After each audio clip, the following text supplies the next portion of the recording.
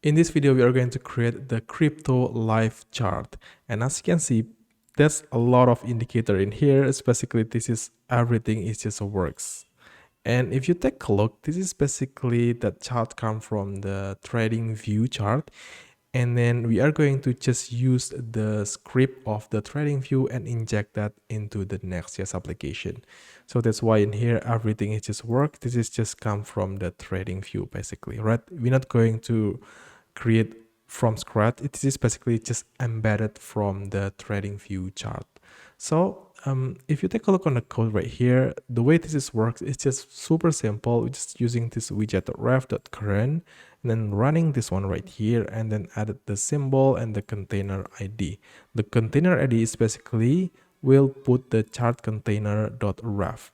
Chart container is basically this div right here, and that's why this is just rendered on here. And as you can see, this list of the popular crypto is works. If I search, for example, Pepe, what is this? Pepe, hit enter, and as you can see, we have the Pepe USD. If I typing for my hyper liquid, my favorite coin right here, hyper liquid, is it just render right here, super cool. And also we have the full screen right here. Everything is just works, right? How cool is that? Imagine that you can just embed this on your website. It looks super nice, right? So let's just get started. So this is basically a brand new Next.js application that installed with Tailwind CSS and TypeScript. So let's try to open the app and then page.tsx. So I just want to remove everything in here and try to paste this super simple home component. As you can see, we have main tag right here. We have the container and then heading 1. And then here I return the crypto chart component. So let's try to create that component on the component folder. So let's do on the root component folder, and inside that I have cryptochart.tsx/2rfc, change the name to crypto chart like this.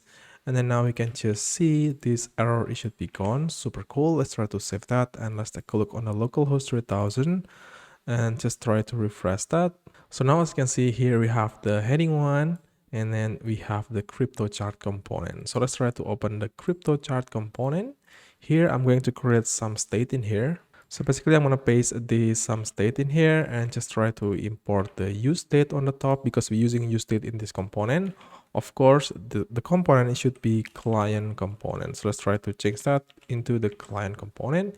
As you can see in here, the first thing is we have the current symbol. This is basically the crypto that will show on the chart.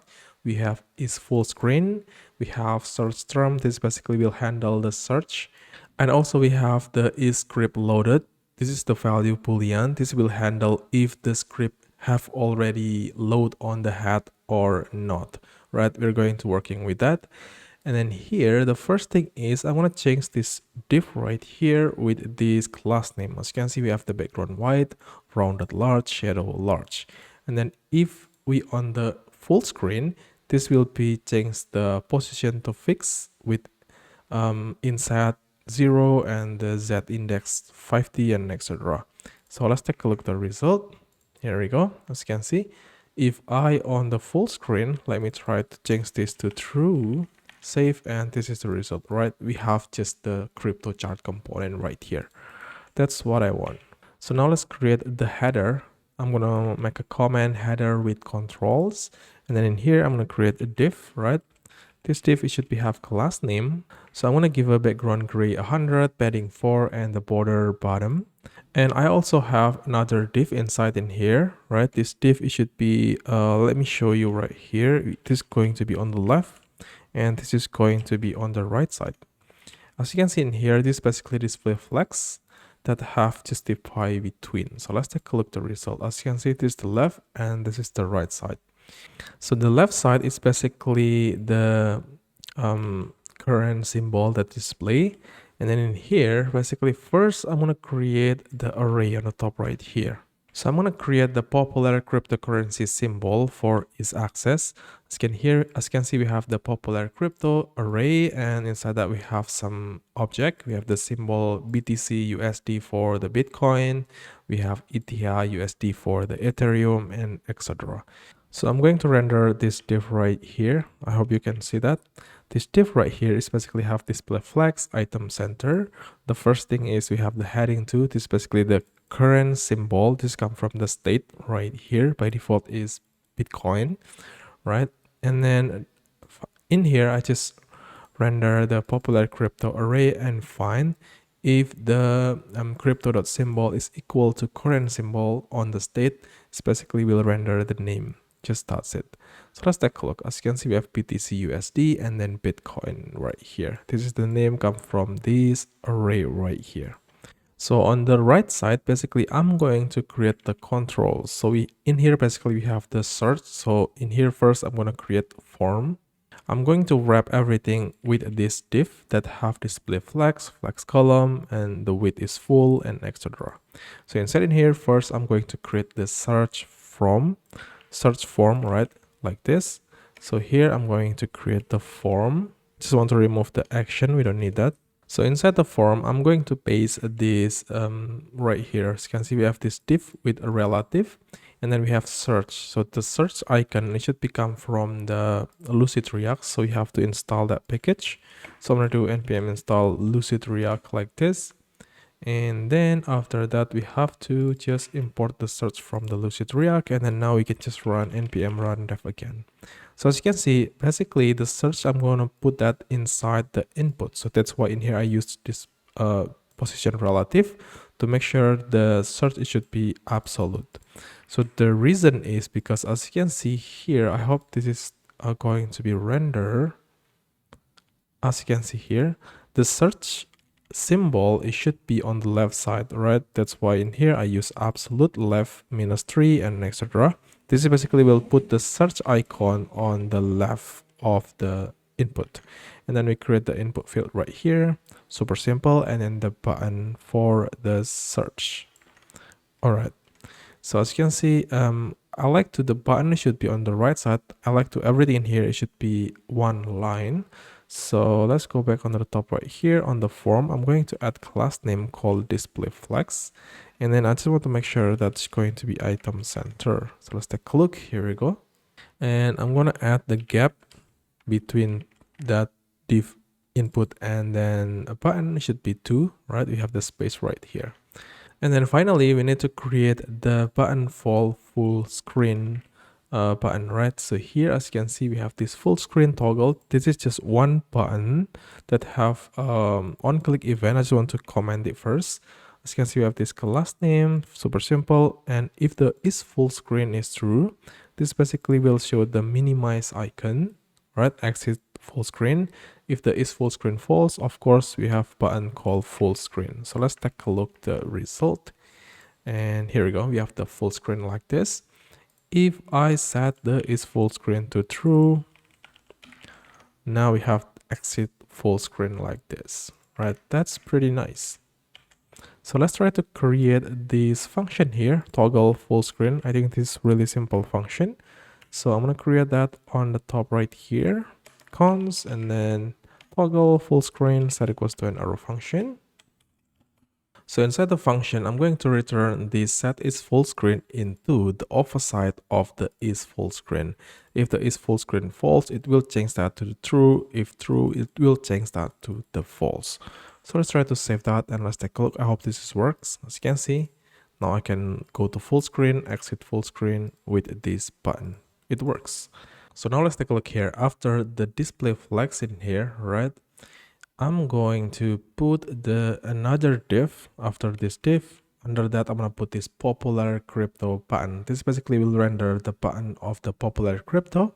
As you can see, I just mapped through all the popular crypto.map and then here just render a button. So this button, it should have this class name here, super simple, and just render the crypto.name. If I save that, now the result it should be look like this. As you can see of the Bitcoin, Ethereum, and etc. This is active. The reason is because now the current symbol from the state is matched with the crypto.symbol. That's why the Bitcoin is have blue color right here. So the question now is basically how that we can render the chart from the TradingView chart. So anyway, here after this div, right? I'm going to, I think, let's just try to scroll up. After we render the header with controls, this div, I'm going to render this chart right here, chart container, right? That have this div with class name background white. If we on the full screen, the height it should be this one right here. If not, we just set the height to 500 pixel. All right, so inside this div, basically what I'm going to do is just render one div that have self-closing tag, right? That have this reference, chart container ref, and the ID, TradingView chart, and then the class name with full, height full. If I, for example, save that, of course, nothing really happened right here, just the, right here, all right, the background white, all right? But the chart is not rendered, of course. So let's try to first create the ref. So let's scroll up, and basically I'm going to create two ref in here, right? The first is the chart container ref and then the widget ref. As you can see on the widget ref, we have this error. I just want to quick fix this with disable for this line. I think it's fine. So now what we have to do is we need to inject the script into the head of the HTML. Let me show you here first. I'm going to view page source, or I think I just want to go with inspect. And then on the elements, as you can see on the head right here, all right, that's a lot of script. In here, we are going to inject the https s3 tradingview.com tv.js. So let me show you right here. I'm going to make a comment, load TradingView script only onch. So here we are going to run the use effect like this. So this use effect should be run on the first render. So that's why the dependency is just empty array. So first I'm going to check if the script is already loaded or not. As you can see, if the window TradingView have a value, just set the script loaded into true and just return nothing. If the window TradingView doesn't have value, it will do down here. But as you can see, we have this error. The reason is the type. So let's try to create the type on the root right here. So I'm going to create folder called type/tradingview.d.ts file. And then just try to paste this type right here. As you can see, this basically will declare global interface window. We're adding this TradingView object. So that's why in here we can access the window.tradingview. As you can see, there's no error, right? Cool. And down here, if we don't have the window.tradingview value, what we have to do here? So basically, I'm going to create comment. As you can see, this basically will create and load the TradingView script. So here, first I create script variable and create that with script, right? Document.createElement script. This basically will create script. And then what I'm going to do, I'm going to put the source of that script. So here, I'm going to use script.source. I'm going to put this value here. And then I'm going to set the script into async like this, script.async to true. And then if the script is load, right, successfully load, what I'm going to do is set the script loaded to true. And then now I'm going to put the script that we already created in here into the head of the document. So that's why in here I use document.head append child. This basically will put the script into the head tag right here. So now we don't have yet, right? So if I save that and try to refresh, hopefully now we see that script. So let's try to scroll down, and then hopefully down here, as you can see, we have this script. All right, I hope you can see that. This will have source http://s3 tradingview.com tv.js. That's basically that we're doing. And then the async is true. That's why we have the async right here, right? Next thing is we are going to clean up this function. So I'm going to use this cleanup function, return only remove if we added it. So that's why in here, if the script.parent not have a value, just remove that script. Just that's it, super simple. So now we have that script that render on the head tag, right? So what we have to do now is we need to initialize and update the TradingView widget. So after this use effect, I'm going to create another use effect. Basically, as you can see, this will initialize or update the TradingView widget. So here I'm going to use effect like this. And this use effect should be have dependency, and the dependency it should be this one right here. All right, it's based on this script loaded. So if the is script loaded have changed, right, the use effect here it should be running just like this. So inside the use effect, what I'm gonna do, let's try to first check if we have a value or not. So here I'm gonna check if the is script loaded is false, right? That means the script here is not load, right? The script right here is not load on our head document. This is not gonna be run, right? Just return nothing. If the chart container.current doesn't have value, just return nothing. But else, if the script is loaded and then we have the chart container.ref.current value, what we're going to do in here is first we need to clear the previous widget if it exists. So let's try to just paste it right here. All right, this will clear the previous widget if it exists. If the widget.ref.current have a value, just remove that. We also need to clear the container, right? Chart container ref.current.inner HTML into empty string. And then in here, basically, we have to create the widget. So create new widget. So the way we create a widget is, as you can see on the top right here, we already create the ref, right? Widget ref. So here, what I'm going to do is let's try to say widget ref dot current. I'm going to put the widget ref value basically. So let's set equals to new window dot TradingView like this dot widget. So first is the auto size. I'm going to setting that to true, and then the symbol should be come from the current symbol from the state, all right? And as you can see, we have this error because now we adding the current symbol state. That's why in here we also adding the current symbol as a dependency of this use effect right here. Cool. So now we have to add the container ID. This is the important part. So the container ID should be chart container ref.current.id, right?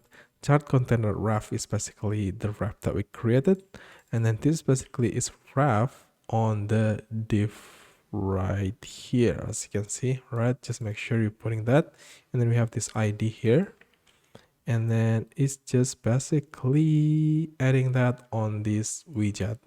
Container ID set equals to chart container ref.current.id. So let's try to save that and let's take a look. I think it's not yet rendered. As you can see here, we have the error. Let's try to refresh that again. As you can see, here we go, right? It just rendered the Bitcoin chart, super cool. So anyway, we can add some other props in here. So I'm gonna put the interval to day, and then the time zone is etc UTC, the theme is light, style 1, local is English, and toolbar color, right? Toolbar background is this one right here, enable publishing and etc. This is just some props. If you're not using this, as you can see, it's still working, right? But we can just adding that also props right here. And also don't forget to just clean up also this function down here. As you can see, cleanup function. If widget.current have a value, this is the value of the widget, basically widget.current. If there have a value, just remove that, right? And set the widget.ref back to null again. So for example, if I click Ethereum, BNB, as you can see, it's not working. The chart is not changed. The reason is because by default, it's always BTC, right? And the set current symbol is not yet running. So let's try to scroll down. Let's take a look at this popular crypto button. As you can see, we have this on-click event that run handle symbol change. So let's try to create a function on the top right here. So I'm gonna paste this function here, handle symbol change, right? This basically take a symbol as a string, and then set current symbol into symbol.to uppercase, and then set search term into empty string. The reason is because if I typing something inside in here and try to click Ethereum, now the string here is basically empty string, right? Cool. And as you can see, this is working, right? XRP, Cardano, Solana, everything is working, super cool. And the search functionality, of course, is not work, right? If I search hype, as you can see, It still render Bitcoin, by the way. So let's try to looking on the form. Let's try to scroll down the form of the input, which is, where is that? This one right here. So in this form, we can add this on submit set equals to handle search submit. So let's try to create that on the top right here. So anyway, I'm gonna paste this function handle search submit set equals to e, right? The event should be react.from event. As you can see, it just prevent the default. It's basically not going to be reload the browser if I hit enter. And then here, as you can see, if we have value on the search term right here, this is will basically running. As you can see, this will ensure the symbol end with USD for crypto payers. As you can see, if I'm not typing USD in the end of the like BTC, just BTC, not BTC USD, this will adding the USD on in the end of the search term value, right? Pretty cool. And as you can see down here, this basically will running handle symbol change and put the symbol right here. Handle symbol change is basically value that also running the set current symbol into this value, and set current symbol is basically will change the state of the current symbol. And now what happened is this use effect will be running because the current symbol is dependency of this use effect. And then of course the widget current right here will change the current symbol to new value. And I hope this is working. So let's try to typing hype for hyperquit. So as you can see, if I hit enter, as you can see, we have the hyperliquid USD. That's super cool. If I click PayPay, for example, as you can see, we have the PayPay USD. That's super nice. It works. Alright, so I think that's it guys for this video. Thank you so much for watching. Everything you see in here, it just works, and this is basically free. You can just use the TradingView chart in here to your website if you want to use that. And as you can see, to create that, it's just super simple like this. So anyway, thank you so much and see you on the next point.